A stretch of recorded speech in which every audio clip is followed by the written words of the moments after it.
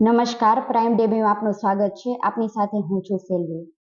શનિવારે રાજકોટમાં TRP game ઝોનમાં ભીષણ આગ લાગવાની દુર્ઘટના બની હતી.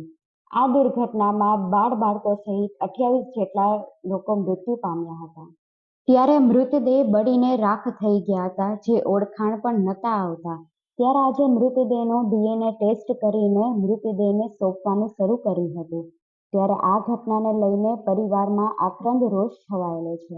ત્યારે આજ રોજ વેપારી સંગઠન દ્વારા બપોરના 1 વાગ્યા સુધી દુકાન બંધ રાખી ટીઆરપી ગેમ ઝોનમાં મૃત્યુ પામેલા લોકોને શ્રદ્ધાંજલિ અર્પણ કરવામાં આવી હતી. તો જોઈએ આગળ વિડીયોમાં વેપારીઓ શું કહી રહ્યા છે. હું પ્રકાશભાઈ ગઢિયા, ઉંડાળી એસોસિએશનના પ્રમુખ. આ નિર્ણય અમારે વેપારી લોકોએ સ્વયંભૂ વેપારી મિટિંગમાં નક્કી કર્યું કે આવતીકાલે અડધો દિવસ બજાર બંધ રાખી, વેપાર ધંધા બંધ રાખી અને શ્રદ્ધાંજલિ આપી.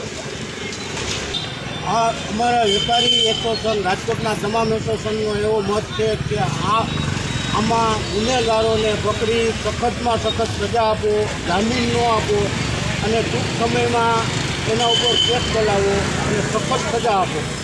અને અમે તો સરકારને બધા વેપારી એસોસિએશન અનુરોધ કરી છે કે ભવિષ્યમાં આવી ઘટના ન બને અને કડકમાં કડક પગલાં લે અને ગુનેગારને કોઈ પણ સંજોગોમાં, ગમે એવો ગુનેગારનું મોટું નામ હોય, કોઈ પણ સંજોગોમાં એને સજા આપે અને છૂટે ન દે.